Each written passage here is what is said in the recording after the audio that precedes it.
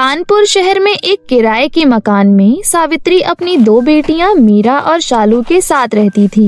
घर का खर्चा चलाने के लिए सावित्री पर्स बेचा करती थी। कुछ दिन तक तो सब कुछ ठीक चलता रहा, लेकिन धीरे धीरे सावित्री के पर्स बिकने बहुत कम हो गए कि एक समय का खाना मिलना भी उनके लिए मुश्किल हो गया। यहाँ तक कि मकान का किराया भी 2 महीने से नहीं दे पाए। इसी चिंता में सावित्री की तबीयत भी खराब रहने लगी। माँ सावित्री की और घर की बिगड़ती हालत देख बड़ी बेटी मीरा सोच में पड़ गई। माँ की तबीयत भी कुछ ठीक नहीं है और ऊपर से घर का किराया और खाने पीने का खर्चा। अब से मैं पर्स बेचने जाया करूँगी। ऐसा सोचकर मीरा अपनी छोटी बहन शालू से बोली, शालू मेरी बहन, मैं पर्स बेचने बाजार जा रही हूँ, तुम माँ का ख्याल रखना।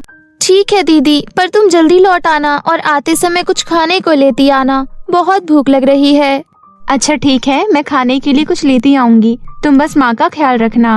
इतना कहकर मीरा पर्स बेचने बाजार की ओर चली जाती है। कुछ देर बाद बाजार पहुंचकर मीरा बाजार में आए लोगों का अपनी तरफ ध्यान आकर्षित करते हुए बोली, पर्स ले लो, सुंदर सुंदर पर्स ले लो, अलग अलग कलर के पर्स ले लो, देखो कितने सुंदर डिजाइन के पर्स है। ये कहते हुए मीरा जोर जोर से आवाज लगाकर पर्स बेचने की कोशिश कर रही थी, लेकिन किसी ने भी उससे पर्स नहीं खरीदा। ऐसे ही शाम हो गई और मीरा मन ही मन सोचने लगी, हे राम जी, अब मैं क्या करूं? मेरा तो एक भी पर्स नहीं बिका, घर में अन्न का एक दाना भी नहीं है और माँ की दवाई भी लानी है। अब मैं घर खाली हाथ कैसे जाऊं? मुझे तो कुछ भी समझ नहीं आ रहा, क्या करूं? ये कहते हुए मीरा बहुत उदास हो गई और घर की ओर जाने लगी। तभी रास्ते में मीरा ने एक बहुत बड़े बंगले से एक औरत को बाहर निकलते हुए देखा, जो एक प्लेट में बचा कुचा खाना लाकर बाहर सड़क में एक डस्टबिन में डाल रही थी। ये देख मीरा दौड़ते हुए उनके पास गई और बोली, सुनिए मेम साहब, आप ये बचा कुचा खाना डस्टबिन में मत डालिए, ये आप मुझे दे दीजिए। मेरे घर पर मेरी छोटी बहन और माँ ने सुबह से कुछ नहीं खाया। भगवान ने तुम्हें हाथ पैर दिए हैं तो तुम कमा कर क्यों नहीं खाती? ऐसे भीख क्यों मांग रही हो? मेम साहब, मैं भिखारी नहीं हूँ, दरअसल मैं पर्स बेचती हूँ, लेकिन आज मेरा एक भी पर्स नहीं बिका और घर पर मेरी माँ बीमार है, उनके दवाई खरीदने तक के लिए मेरे पास पैसे नहीं हैं। ये कहकर मीरा रोने लगी। ठीक है, चुप हो जाओ। अगर तुम्हें पैसे की जरूरत है तो मैं तुम्हें थोड़े पैसे और खाना दे सकती हूँ, लेकिन उसके बदले तुम्हें मेरा एक काम करना होगा। दरअसल आज मेरी नौकरानी काम पर नहीं आई है। अगर तुम घर की साफ सफाई और जूठे बर्तन साफ कर दो तो मैं उसके बदले तुम्हें पैसे दे दूंगी। मीरा बंगले की मालकिन की बात सुन घर का काम करने के लिए फौरन तैयार हो गई। घर की सफाई में जुट गई और सारा काम खत्म हो जाने के बाद बंगले की मालकिन ने मीरा को थोड़े बहुत पैसे और बचा कुचा खाना घर ले जाने को दे दिया। मीरा ने उन पैसों से माँ के लिए दवाइयाँ खरीदी और खुशी खुशी घर आ गई। तभी शालू बोली, दीदी आपने बड़ी देर लगा दी आने में, मैं कब से आपका इंतजार कर रही हूँ। आप माँ की दवाइयाँ लेकर आई है ना? माँ की तबीयत खराब हो रही है। तुम चिंता मत करो शालू, मैं माँ की दवाइयाँ ले आई हूँ, अब देखना माँ बिल्कुल ठीक हो जाएगी। चलो पहले कुछ खा लेते हैं, आप दोनों ने सुबह से कुछ नहीं खाया। ये कहते हुए मीरा ने एक प्लेट में खाना निकालकर अपनी माँ और छोटी बहन को खाने को दिया। तीनों ने मिलकर पेट भर खाना खाया। उसके बाद मीरा अपनी माँ सावित्री से बोली, माँ ये लीजिए दवाई, जल्दी से खा लीजिए, देखना कल सुबह तक आप बिल्कुल ठीक हो जाएंगी। बेटी, तुम्हें मेरी वजह से कितनी परेशानी उठानी पड़ रही है। कल से तुम पर्स बेचने मत जाना, कल से पर्स बेचने मैं जाऊंगी। नहीं माँ, अभी आपकी तबीयत ठीक नहीं हुई, मैं आपको कहीं नहीं जाने दूंगी, आप बस घर पर आराम करिए। अब रात बहुत हो चुकी है, बड़ी जोरों की नींद आ रही है, मैं सोने जा रही हूँ, आप भी सो जाइए। इतना कहकर मीरा सोने चली गई। फिर अगली सुबह घर का काम खत्म कर मीरा पर्स बेचने बाजार चली गई, लेकिन उस दिन भी मीरा का एक भी पर्स नहीं बिका। ये देख मीरा निराश हो गई।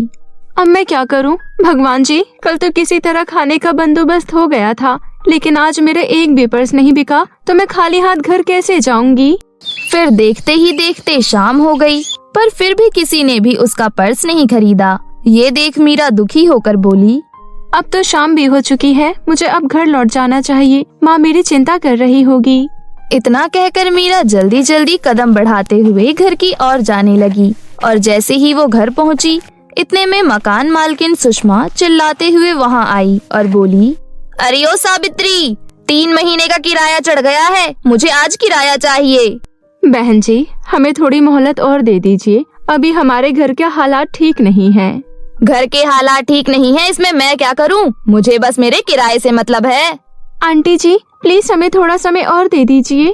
मेरे पास इतना फालतू का टाइम नहीं है कि मैं तुम जैसे गरीबों को अपना इतना अच्छा घर रहने के लिए दूं। मैंने यहाँ कोई धर्मशाला नहीं खोल रखा। अगर पैसे नहीं है तो मेरा कमरा अभी के अभी खाली कर दो। आंटी जी, हमारे ऊपर इतना बड़ा जुल्म मत कीजिए। माँ बहुत बीमार है और हमारा काम भी कुछ दिनों से नहीं चल रहा। प्लीज हमें घर से मत निकालिए, हम कहाँ जाएंगे? मैंने तुम जैसे गरीबों का ठेका नहीं ले रखा। मेरा और समय बर्बाद मत करो, जल्दी से मेरा कमरा खाली करो। पता नहीं कहाँ से आ जाते हैं फटीचर लोग। जब किराया देना बस का नहीं है तो किराए के घर में रहते क्यों हो? सड़क किनारे जाकर रहो। ये कहते हुए मकान मालकिन सुषमा ने तीनों माँ बेटी को धक्के मारकर उन्हें घर से बाहर निकाल दिया। बेबस और लाचार तीनों माँ बेटी अपना सामान उठाए सुनसान सड़क किनारे बैठ गए। तभी सावित्री रोते हुए बोली, भगवान जी, आप हमारी और कितनी परीक्षा लेंगे? हम पहले से ही इतने कष्टों में जीवन बिता रहे हैं, अब ऊपर से मकान मालिक ने हमें घर से बाहर निकाल दिया। अब मैं अपने बच्चों को लेकर कहाँ जाऊँ? हमारे पास तो इतने पैसे भी नहीं है कि किराए पर दूसरा कमरा ले सके। माँ, चिंता मत करो, भगवान ने चाहा तो हमें कहीं न कहीं रहने के लिए आसरा मिल ही जाएगा। तीनों माँ बेटी सड़क किनारे दुखी होकर बैठे हुए थे कि तभी उनके पास एक बूढ़ी औरत आई और मीरा से बोली, बेटा, क्या तुम मेरी मदद कर सकती हो? मैं परीलोक की रानी परी हूँ। दरअसल मुझे एक दुष्ट जादूगरनी ने अपनी जादुई शक्तियों से बूढ़ी औरत बना दिया। अगर मैं कल तक अपने असली रूप में नहीं आई तो मैं हमेशा के लिए बूढ़ी औरत बनकर रह जाऊंगी और वो दुष्ट जादूगरनी मेरी सारी शक्तियाँ प्राप्त करके पूरी दुनिया में राज करेगी। मगर मैं आपकी मदद कैसे कर सकती हूँ? बेटा, उस जादूगरनी ने मेरा जादुई 2 पर्स का घर अपने कब्जे में कर रखा है। उनमें से एक पर्स घर में जादूगरनी ने अपनी काली शक्तियाँ रखी है। तुम्हें दूसरे पर्स घर में जाकर मेरी जादुई छड़ी हासिल कर पहले पर्स घर को नष्ट करना होगा, तब मैं अपने असली रूप में वापस आ जाऊंगी। तुम्हें इसके लिए बादलों में जाना होगा जहाँ मेरे जादुई 2 पर्स घर है, लेकिन तुम्हें वहाँ एक मटका घर भी दिखाई देगा जिसे जादूगरनी ने भ्रम में डालने के लिए बनाया है। तुम उसकी बातों में बिल्कुल मत आना। पर रानी परी जी, मुझे कैसे पता चलेगा कि कौन से जादुई पर्स घर में आपकी जादुई छड़ी है? जिस पर्स घर में मेरी जादुई छड़ी है उस घर में से तुम्हें बहुत तेज रोशनी आती दिखाई देगी, पर तुम वहाँ दुष्ट जादूगरनी की नजरों से बच कर जाना। चलो, मैं तुम्हें वहाँ जाने का रास्ता बताती हूँ। यहाँ से कुछ दूर तुम्हें एक झरना दिखाई देगा। उस झरने के पास तुम्हें एक सीढ़ी दिखाई देगी जो तुम्हें बादलों के पास ले जाएगी। फिर मीरा बूढ़ी औरत के बताए गए झरने के पास पहुंची। उसे वहां एक सीढ़ी दिखाई दी। उन सीढ़ियों पर चढ़ते हुए मीरा बादलों के पास पहुंच गई। तभी उसे वहां 2 जादुई पर्स घर दिखाई दिए, जिसे देख मीरा बोली, अब मुझे देरी नहीं करनी चाहिए। मुझे जल्दी से रानी परी की जादुई छड़ी ढूंढनी होगी, इससे पहले कि जादूगरनी यहाँ आ जाए। और इन दोनों जादुई पर्स घर में से मुझे पता है मुझे किस घर में जाना है। इतना कहकर मीरा जिस जादुई पर्स के घर में से तेज रोशनी आ रही थी, वो जैसे ही उस घर में जाने लगी, तभी वहाँ एक मटका घर प्रकट हो गया और बोला, रुक जाओ लड़की, कहाँ जा रही हो? तुम्हें उस घर में कुछ नहीं मिलेगा। मैं तुम्हें इतनी सारी धन दौलत दूंगा जो कभी खत्म नहीं होगा और तुम पूरी दुनिया में राज करोगी। तुम जल्दी से मेरे घर में आ जाओ। मुझे धन दौलत का कोई लालच नहीं और न ही मुझे दुनिया में राज करना है। तुम्हारी धन दौलत तुम्हें ही मुबारक हो। ये कहते हुए मीरा ने जैसे ही दूसरे जादुई पर्स घर में कदम रखा, देखते ही देखते जादुई मटका घर वहाँ से गायब हो गया। उसके बाद मीरा ने फटाफट से उस पर्स घर में से रानी परी की जादुई छड़ी ढूंढ निकाली और बिना समय गवाए रानी परी की जादुई छड़ी का इस्तेमाल कर पहला जादुई पर्स नष्ट कर दिया। जादुई पर्स नष्ट होते ही जादूगरनी की सारी काली शक्तियाँ भी नष्ट हो गई और शक्तियों के नष्ट होते ही दुष्ट जादूगरनी भी जलकर भस्म हो गई। वहीं रानी परी भी अपने असली रूप में वापस आ गई। रानी परी की जादुई छड़ी की सहायता से पलक झपकते ही मीरा पृथ्वी लोक वापस आ गई और रानी परी को उनकी जादुई छड़ी सौंपी। ये देख रानी परी खुश होते हुए मीरा का धन्यवाद करते हुए बोली, तुम्हारा बहुत बहुत धन्यवाद मीरा, तुम बहुत अच्छी और नेक हो। आज से पहले ना जाने मैंने कितने लोगों से मदद मांगी, लेकिन वो सब जादूगरनी के जादुई मटका घर के लालच में आ जाते थे, लेकिन तुमने बिल्कुल भी लालच नहीं किया। तुम्हारा फिर से बहुत बहुत धन्यवाद। अब मैं वापस अपने परिलोक जा सकती हूँ, लेकिन जाने से पहले मैं तुम्हें अपना ये दूसरा जादुई पर्स घर देकर जा रही हूँ। अब से आप सब खुशी खुशी इस घर में रहना। इस घर में तुम्हें कभी किसी चीज की कोई कमी नहीं होगी। रानी परी जी, आपका बहुत बहुत धन्यवाद, वरना हम तो इस बात से परेशान थे कि अब हम कहाँ जाएंगे, कहाँ रहेंगे। आपने तो हमें रहने के लिए अपना जादुई पर्स घर ही दे दिया। मीरा, ये सब तुम्हें तुम्हारे अच्छे स्वभाव के कारण मिला है। अगर तुम धन दौलत का लालच करती तो तुम्हें ये सब कुछ कभी नहीं मिलता। इसलिए हमेशा ऐसे ही रहना, कभी लालच मत करना और सदा दूसरों की मदद करते रहना। अच्छा, अब मैं चलती हूँ, मेरा परिलोक जाने का समय आ गया है।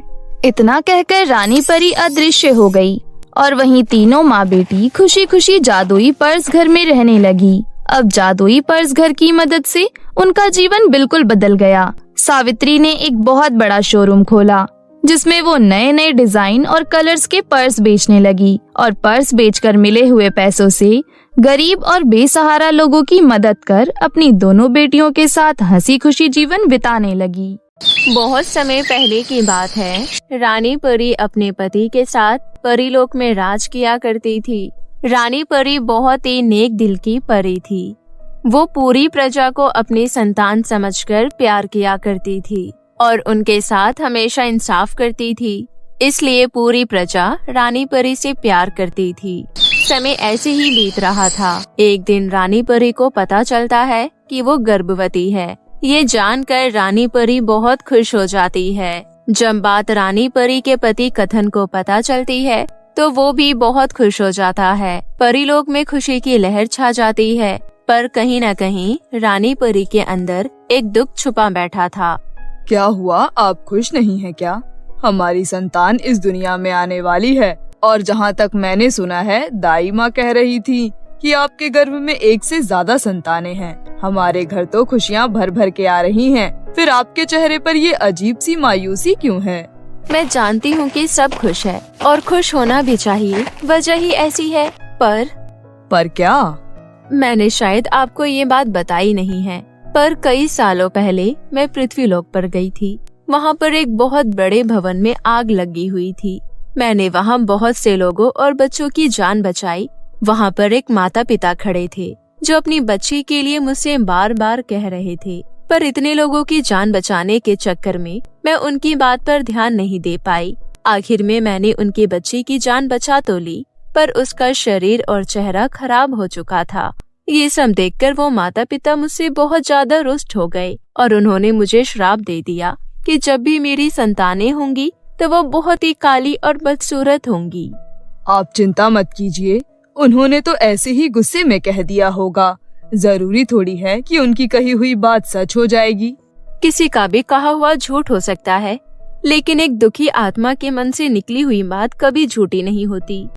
चिंता मत कीजिए, अगर ऐसा है तब भी हम अपने बच्चे को अपने सीने से लगा कर रखेंगे। उन्हें इतना प्यार देंगे कि उन्हें कभी महसूस ही नहीं होगा कि वो बदसूरत हैं। धीरे धीरे समय बीतता जाता है और किस तरह 9 महीने निकल जाते हैं पता ही नहीं चलता। 9 महीने के बाद रानी परी को प्रसव पीड़ा शुरू हो जाती है। परीलोक की सबसे अनुभवी दाई रानी परी के कक्ष में जाती है और फिर कुछ ही देर बाद वो दाई कथन के पास आती है। क्या हुआ दाई माँ, मेरी पत्नी और बच्चे ठीक तो है ना? देखिए महाराज, रानी परी और आपकी संतानें बिल्कुल ठीक है, पर क्या दाई माँ? बात ऐसी है कि आपको 3 लड़कियां हुई हैं, पर तीनों बहुत ही बदसूरत है। तीनों का रंग बहुत ही काला है और वो दिखने में बिल्कुल भी परियों जैसी नहीं लग रही। कथन कुछ नहीं कहता और दाई को उनके परिश्रम के लिए पैसे दे देता है और रानी परी के पास जाता है। रानी परी अपनी बच्चियों को ऐसा देखकर बहुत ही दुखी थी। रानी परी की आंखें आंसुओं से भरी हुई थी। आप चिंता मत कीजिए, मैंने आपसे पहले ही कहा था, चाहे हमारी संतान जैसी भी हो, हम उन्हें इस दुनिया की सारी खुशियाँ देंगे। कथन ऐसा कहकर रानी परी को शांत करवाता है। जब तीनों बच्चियों को प्रजा के सामने लाया जाता है तो प्रजा उन्हें परी मानने से इनकार कर देती है। फिर रानी परी के अच्छे कर्मों की वजह से प्रजा भी उन तीनों को स्वीकार कर लेती है। कथन और रानी परी मिलकर उन तीनों बच्चियों का नामकरण करते हैं। पहली का नाम संगीता, दूसरी का नाम आकांक्षा और तीसरी का नाम मीनाक्षी रखती हैं। धीरे धीरे समय बीतता है। तीनों ही परियां बाल्यावस्था में आ जाती है, परंतु प्रजा के स्वीकार करने के बाद भी कोई भी उन तीनों परियों के पास रहना पसंद नहीं करता था। देखो ना संगीता, आज भी हमारे साथ खेलने कोई नहीं आया। हाँ, मुझे भी समझ नहीं आता, सब लोग हमसे इतनी नफरत क्यों करते हैं? इसमें हमारी क्या गलती है? उन सब लोगों को छोड़ो, हम साथ मिलकर ही कुछ खेलते हैं। कथन और रानी परी तीनों बच्चियों की बातें सुन रहे होते हैं। प्रजा ने कहने के लिए तो इन तीनों को स्वीकार कर लिया है, पर उनके मन में अभी भी इनके प्रति प्रेम नहीं है। उसके लिए तो इन तीनों को मेहनत करनी होगी और कुछ ऐसा करना होगा जिससे प्रजा इनका सम्मान करे, इनसे प्रेम करे।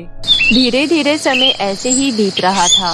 सब कुछ ठीक चल रहा था, लेकिन एक दिन अचानक एक दैत्य परीलोक में घुस जाता है और सब कुछ तहस नहस करने लगता है। रानी परी, एक दैत्य हमारे परीलोक की सुरक्षा परिधि को तोड़कर हमारे परीलोक के अंदर आ गया है और परीलोक के अंदर तहस नहस मचा रहा है। बहुत सी परियां सिपाही भी उसका मुकाबला करने में असमर्थ हैं। पर ऐसा कैसे हो सकता है? हमारी सेना में इतनी सारी परियां हैं और वह दैत्य केवल अकेला है, फिर वो कैसे उन परियों को हरा सकता है? रानी परी, जहाँ तक हमें खबर मिली है, उस दैत्य को वरदान प्राप्त है कि उसे ना तो कोई वयस्क इंसान, ना परी, ना ही कोई सिपाही मार सकता है। उसे केवल कोई बच्चा ही मार सकता है, परंतु ऐसा होना असंभव है। अब हमें समझ नहीं आ रहा कि आगे क्या किया जाए। ये तो बहुत मुसीबत की घड़ी है, पर हम ऐसा बच्चा लाएंगे कहाँ से जो ऐसे बड़े दैत्य से डरे बिना उसका सामना कर सके? रानी परी और कथन ये सब सोच ही रहे होते हैं कि तभी वहाँ पर उनकी तीनों बेटियां आ जाती है। माँ, पिताश्री, हम तीनों है ना? हम तीनों अभी बाल्यावस्था में हैं और अपनी प्रजा को बचाने के लिए हम उस दैत्य का सामना करने के लिए भी तैयार हैं। पर वो दैत्य तो बहुत ही खतरनाक है। क्या तुम तीनों सच में उनका सामना कर पाओगी? मुझे इन तीनों पर पूरा विश्वास है। मैंने इन तीनों को बहुत सी विद्याएं सिखाई हैं और रानी परी, आपने भी तो इन तीनों को परियों के बहुत से तिलिस्म सिखाए हैं। मैं जानता हूँ हमारे इस परी लोक को अगर कोई बचा सकता है तो वो ये तीनों ही हैं। ठीक है, लेकिन उस दैत्य का सामना तुम ऐसे ही नहीं कर पाओगी। मैं तुम तीनों को कुछ हथियार देती हूँ। तुम तीनों इन हथियार से उस दैत्य के सर पर वार करना। अगर तुमने लगातार उस दैत्य के सर पर मेरे दिए हुए हथियार से वार कर दिया तो उसका बचना नामुमकिन है। इसके बाद तीनों नन्ही परियां रानी परी से हथियार लेकर उस दैत्य से लड़ने चली जाती है और रानी परी के कहे अनुसार उस दैत्य के सर पर लगातार वार करने लगती है। वो दैत्य भी उन तीनों नन्ही परियों का एक साथ सामना नहीं कर पाता और आखिर में बार बार वार करने से वो दैत्य वहीं पर गिर जाता है। परंतु वहाँ कुछ ऐसा होता है जिसकी किसी को उम्मीद नहीं थी। उस दैत्य के खत्म होते ही उसमें से एक जादूगरनी बाहर आती है। आप कौन हैं? मैं तुम्हें सब बताऊंगी, पहले तुम मुझे रानी परी के पास ले चलो। इसके बाद वो सभी रानी परी के पास पहुंच जाते हैं। आप दैत्य से जादूगरनी कैसे बन गई? इसकी पूरी कहानी बताइए, प्रजा जानना चाहती है। मैं धरती लोक की जादूगरनी हूँ और मैं कोई बुरा जादू नहीं करती, बल्कि अच्छे लोगों की मदद ही करती हूँ। लेकिन एक दिन गलती से मेरे जादू की वजह से एक साधु की तपस्या टूट गई, जिस वजह से उसने मुझे दैत्य बनने का श्राप दे दिया। फिर मेरे माफी मांगने पर उन्होंने मुझे बताया कि कुछ समय बाद परीलोक में कुछ नन्ही परियों का जन्म होगा। अगर वो नन्ही परियां मिलकर मेरे उस दैत्य रूप को खत्म कर दे तो मुझे वापस से मेरा ये शरीर मिल जाएगा। इसलिए मुझे यहाँ आना पड़ा और आपकी तीनों बेटियों ने मिलकर मुझे मेरा पुराना रूप वापस दिला दिया। मैं आपकी तीनों बेटियों से बहुत खुश हूँ, इसलिए मैं इन तीनों की मदद करना चाहती हूँ। मैं बहुत खुश हूँ कि आपको आपका रूप मिल गया। पर आप मेरी बेटियों की क्या मदद करना चाहती हैं? आपकी तीनों बेटियों का मन बहुत साफ है, इसलिए मैं आपकी तीनों बेटियों का मेकओवर करना चाहती हूँ। मैं उनके मन की अच्छाई और सच्चाई उनके चेहरे पर लाना चाहती हूँ। ये सुनकर रानी परी बहुत ज्यादा खुश हो जाती है। इसके बाद जादूगरनी अपने जादू से तीनों नन्ही परियों का मेकओवर कर देती है और उन तीनों को उनके मन जितना ही सुंदर बना देती है। अब वो तीनों दिखने में बहुत ही सुंदर लगने लगती है। प्रजा भी उन तीनों से माफी मांगती है। ये सब देखकर रानी परी और कथन खुश हो जाते हैं और अपनी तीनों बेटियों पर गर्व करते हैं।